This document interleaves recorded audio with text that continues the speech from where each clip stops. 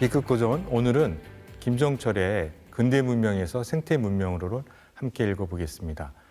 2019년 옥스퍼드 사전이 뽑은 올해의 단어가 기후 비상사태라고 합니다. 지금 지구 온난화가 심각해지면서 인류의 어떤 멸종까지 점쳐지고 있는 아주 긴박한 상황인데요.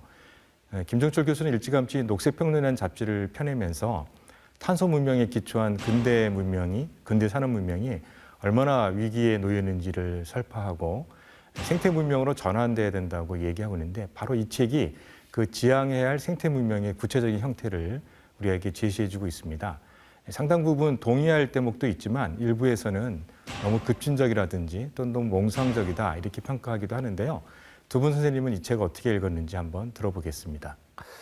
김종철 선생님의 그 근대 문명에서 생태 문명으로의 이제 촉구 요청은 뭐 지금 우리 인류가 처해 있는 그러니까 기후 변화라든지 온난화에 대한 것들의 심각성을 생각한다면 충분히 뭐 납득이 가고 동의합니다. 하지만 이제 그 문명 일반의 측면에서 산업혁명을 이제 비판을 하셨는데, 제 생각에는 산업혁명이 꼭 그러면 인류에게 우리에게 파멸만 제공했는가? 저는 꼭 그렇지 않다고 봅니다. 그러니까 물론 비판적인 건 인정하지만 어쨌든 이 산업혁명이 그 중세로부터 벗어나는데 이 사람들을 자유를 주고 정치적으로 발전하게 하고, 그리고 또 각각 그 삶의 그 조건이나 이런 것들을 바꿔나가는데 기여했던 바는 무시 못할 부분이라고 봅니다. 뭐 제 생각도 안지원 선생님 생각하고 대체로 이제 비슷합니다. 그러니까 이 김종철 선생의 이제 이 책은 바로 이제 우리가 이제 겪고 있는 이 생태계 위기의 이제 근원을, 특히 이제 이 자본주의 문명, 그래서 이제 찾고 있고, 이 자본주의 문명을 기초로 한 이 근대 문명을 전환하지 않으면 우리에게 이제 아주 심각한 생태계적 이제 종말의 사태가 이제 닥칠 것이다. 그렇게 이제 주장을 이제 하고 있고, 이렇게 생태계 위기가 근원적이고 구조적인 원인에 기반을 두고 있다. 이 점을 역설한다는 점에서 상당히 이제 공감이 갑니다. 근데 이제 다른 한편으로 보면 너무 좀 이게 뚜렷한 것 같아요. 이 근대 문명, 자본주의 문명, 뭐 탄소 문명, 서구 문명, 이게 다 이제 이퀄 관계입니다. 이거는 악. 그리고 뭐 농업, 농촌 문명, 이퀄 생태 문명, 또 뭐 소국주의, 뭐 등등, 이것은 선. 그러니까 이 너무 선악 구도가 너무 이렇게 뚜렷하다 보니까, 그러니까 제 생각에는 생태 문명이라고 이 저자가 지칭하는 것도 아마 그 자체에 어떤 모순이라든가 갈등적인 요소들이 있을 텐데, 그거를 너무 이상화하는 게 아닌가. 또 역으로 이 근대 문명이라고 하는 것을 너무 또 사악한 것으로 이렇게 폄하하는 게 아닌가. 좀 그런 의문이 좀 들었습니다. 저자가 보이고 있는 어떤 그런 다급성, 이런 건 제가 좀 보충 설명을 좀 드릴 필요가 있을 것 같은데요. 그러니까 이게 산업혁명 시대 지구 평균 온도를 기준으로 삼는데 그게 15도였습니다. 지구 평균 온도가.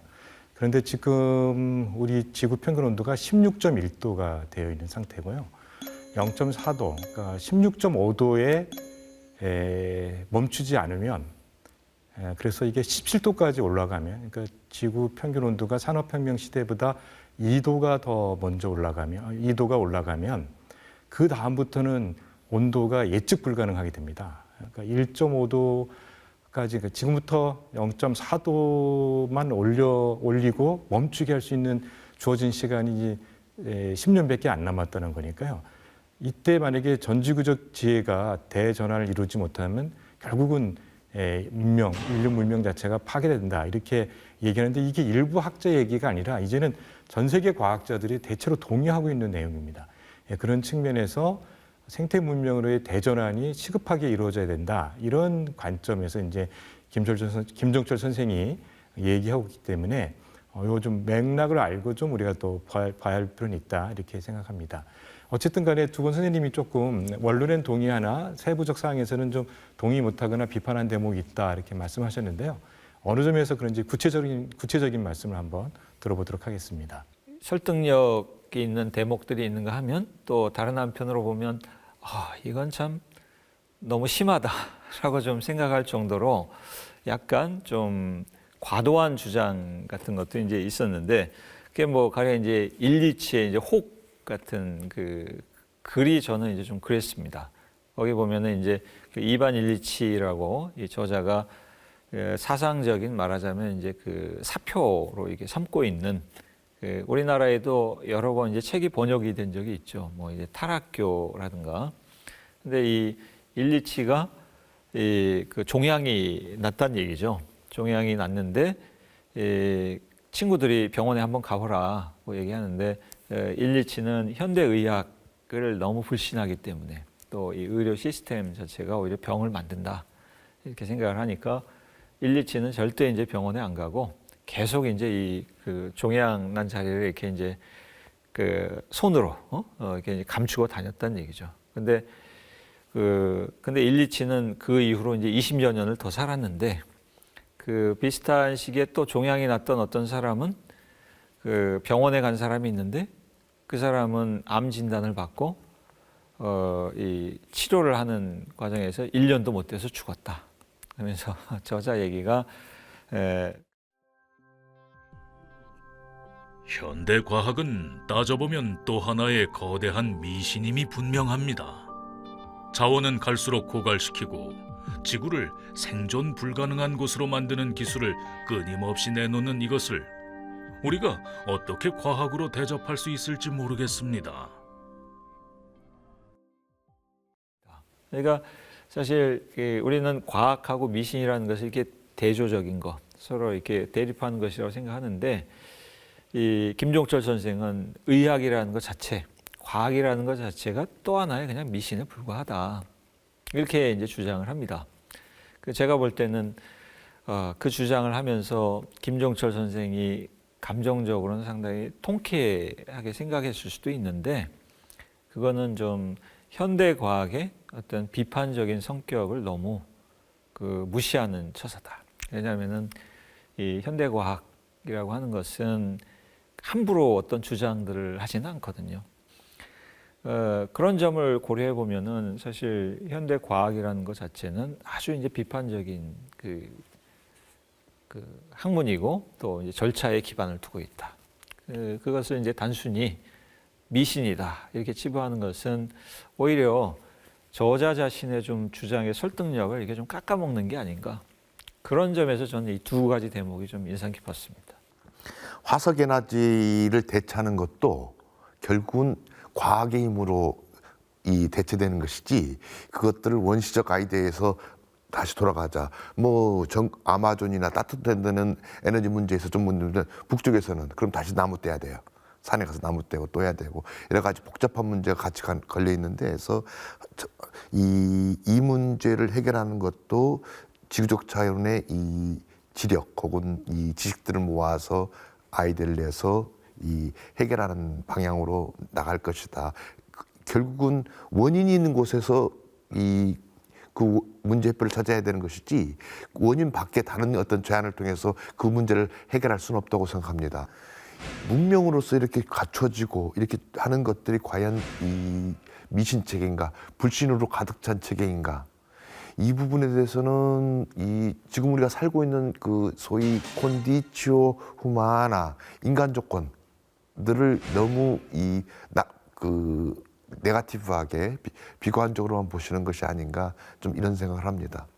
제가 저자 입장을 옹호해드리면 저자는 기본적으로 이제 근대 과학이라는 게 어떤 점에서 비판을 해드냐면 유한한 지구에서 무한한 성장이 가능하다고 이끌어온 게 바로 근대 과학이기 때문에 우리를 미망의 세계로 이끌었다. 그런 측면에서 이제 미신이라는 단어를 쓸 수 있다고 보고요. 또 대체 이제 그러면 과연 우리가 다시 벚꽃으로 돌아와서 나무를 예를 들어서냐 이런 대목은 좀 꼼꼼하게 읽으면 아시겠지만 대체 에너지 분야를 통해서 우리가 잘 알았죠. 태양열이라든지 풍력 같은 경우인데요. 이 책엔 자세히 안 나오지만 독일이 이미 30%가 태양열 에너지로 전환했고 오스트레일리아는 무려 50% 정도가 태양열 에너지로 전환을 했습니다.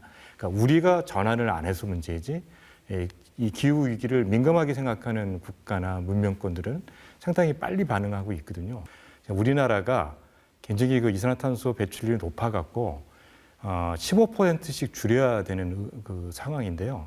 만약에 우리가 내년에 이산화탄소 양을 15%를 줄이면 그때 딱 나온 이산화 배출량이 언제냐면 IMF 때 우리 경제가 위축되면서 나왔던 상황입니다.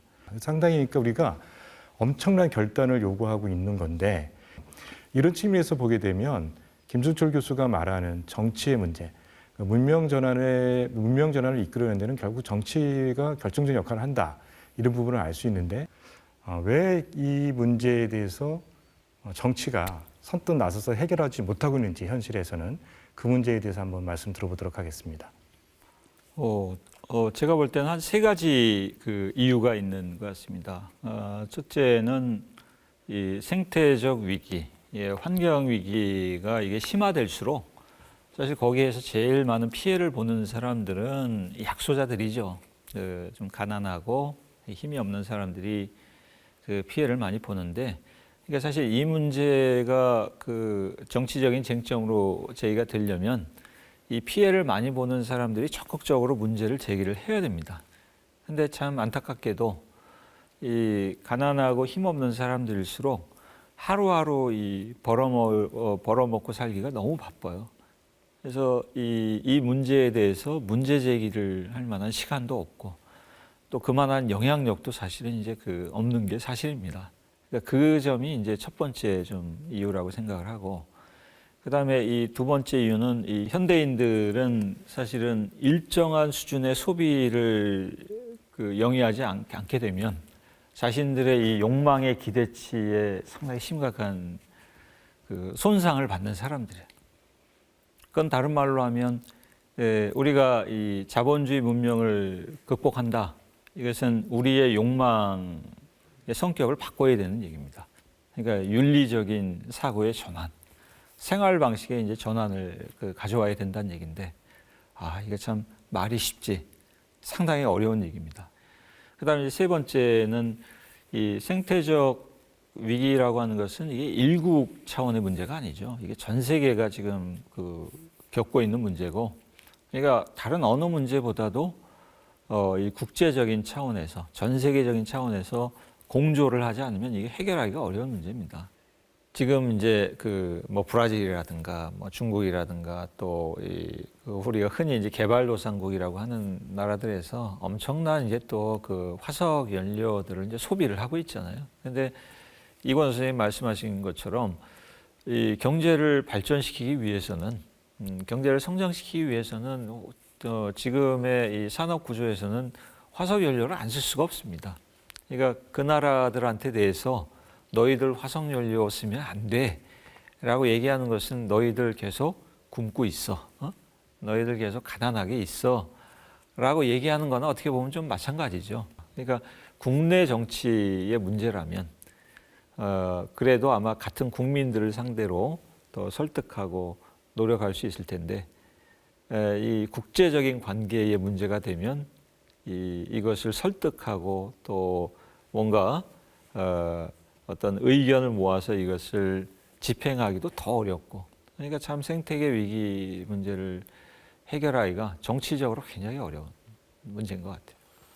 특히 이제 관심을 끌어야 될 것은 호주 기후보건센터에서 보고서를 냈는데, 지금의 이 상황을 극복하려면 전시에 준하는 비상사태를 선언해야 된다. 이렇게 얘기를 하고 있습니다. 그러니까 국내 앞으로 이게 기후위기가 복잡해지면서 아마도 녹색 파시즘의 출현까지도 가능하다, 이 점처지가 있는 게 있고요. 또 하나 이 정치의 문제가 중요한 것은 기후 문제에 대해서 꽤나 관심 있는 유럽에서는 녹색당이 아주 크게 약진을 했습니다. 시민들이 기후 위기를 막기 위해서는 정치적 결단이 필요하다 이렇게 했고, 이 문제를 중요시 여기는 정치인을 의회에 진입시킴으로써 국가 차원에서 기후 위기를 막기 위한 여러 가지 조치를 취하고 있거든요. 그런 측면에서 김종철 교수가 결국은 대전환을 이루기 위해서는 정치 문제가 해결돼야 된다. 궁극적으로는 이런 문제에 대한 고민도 좀 함께 해볼 필요가 있다. 이런 생각이 듭니다. 이건 굉장히 논란이 될 대목인데 김종철 선생님이 또 중요하게 내세우는 대안 중에 하나가 기본소득입니다. 이건 다른 나라에서는 실험까지 해보고 있고 상당히 성과가 있는 걸 나타나고 있는데요. 이 부분에서는 어떻게 생각하시는지 한번 말씀 들어보도록 하겠습니다. 김종철 선생님이 이제 이 얘기를 하면서 라마르크의 게으를 권리를 얘기하셨어요. 기본소득과 관련해서. 근데 나는 이 부분이 좀 흥미로운 대목이라 보고 이 김종철 선생을 높게 평가하는 대목입니다. 왜냐하면 우리는 전통적으로 이 생존에 얽매여 있으니까 항상 노동 중심의 근력 중심의 노동을 하다 보니까 이제 그 소위 일해야 되고 정직해야 되고 성실해야 되고 근면해야 되고 이런 생각인데 사실은 인간이 일을 하기 위해서 태어나지는 않아요. 이걸 가장 잘 극단적으로 볼 수 있는 사회가 그리스 사회예요. 그리스 사회의 엘레우테로의 자유시민들은 뭐에 반대되는 말이냐면 노예에 반대되는 말이에요. 그리스 사회에서 일을 담당하는 사람들은 노예들이었어요. 근데 자유민들은 뭘 했냐? 대부분은 놀고 살았어요. 즐겁게 살았어요. 몇몇 사람들이 철학한다고 하고 고민하고 생각하고 이런 일을 했죠. 즉 사람이 산다는 것, 사람이 살아있다는 것은 꼭 일만 해야 되는 건 아니에요. 그런 점에서 게으를 권리는 충분히 있고 노는 권리는 더욱 앞으로 중요하다. 굉장히 중요한 부분이고 그 놀이를 어떻게 결정하고 놀이를 어떻게 하느냐, 어떻게 누릴 수 있는 체계를 만들어주냐 문제는 이후 인간이 소위 우리가 가지고 있는 얼마 안 되는 에너지를 공유하는 이 문제하고도 굉장히 다른 생각을 만들어줄 것이다. 그 점에서 당장 산다는 게 뭐냐에 대한 생각을 좀 달리 할 수 있는 일만 하는 존재, 나는 일하기 위해서 태어났다. 이건 누구나 그렇게 생각하잖아요. 나는 멋있게 잘 살기 위해서 이런 말은 해요. 잘 산다는 내용이 뭐냐 이제 이걸 물어봐야 되는데 그런 점에서 게으를 권리에 대한 부분들, 그 게으를 권리로서 물론 이제 베이직 인컴, 기본소득을 얘기하려면 경제적으로 이게 어떤 효과를 하는지는 얘기는 또 다른 차원에서 한번 얘기를 해야 될 주제라고 생각합니다. 하지만 이 자리에서 그래서 할 얘기는 아니지만 어쨌든 사람이 사는 것에 대해서 또 다른 모습이 있다는 것을 보여준다는 점에서는 그 게으를 권리는 충분히 의미 있다고 생각합니다. 네, 그러면 끝으로 이제 한 줄 요약과 5개가 만점인 책갈피 몇 개 줄 건가 한번 보겠습니다. 네, 저는 한 줄 요약하면 문명 전환이 이루어지지 않으면 파국이다 이렇게 말씀드리고 책갈피는 4개 반 드리겠습니다. 대안에 대해서는 이론이 있으나 우리가 근대 산업 문명에서 생태 문명으로 전환해야 한다는 이 주장은 대단히 적절하다 이렇게 보고 있습니다. 예, 저는 3개 드리겠습니다. 한국에서는 이런 종류의 글을 접하기 쉽지 않고 기후 문제에서 이렇게 거의 사자후를 토하시고 그 절절함을 느낍니다. 그래서 그 문제 의식에는 10분 동의하고 그러나 이 문제를 해결하기 위해서 요청되는 그 제안들에는 얼른 이 동의하기 어려운 부분도 많았습니다. 저는 3개 반 드리겠습니다. 그러니까 이 생태계 위기라는 아주 이제 중요한 문제에 대한 상당히 진지하고 또 아주 지속적인 문제 의식이 잘 드러나 있는 책이라고 이제 보는데 다른 한편으로는 좀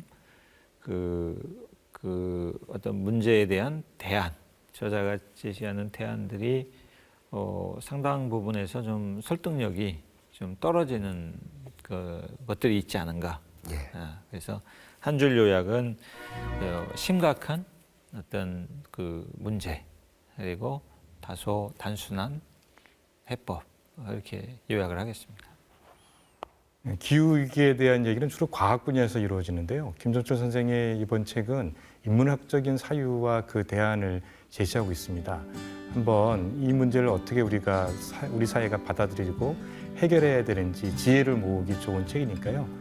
꼭 한번 읽어보시기 바랍니다. 이상으로 B급 고전 마치도록 하겠습니다.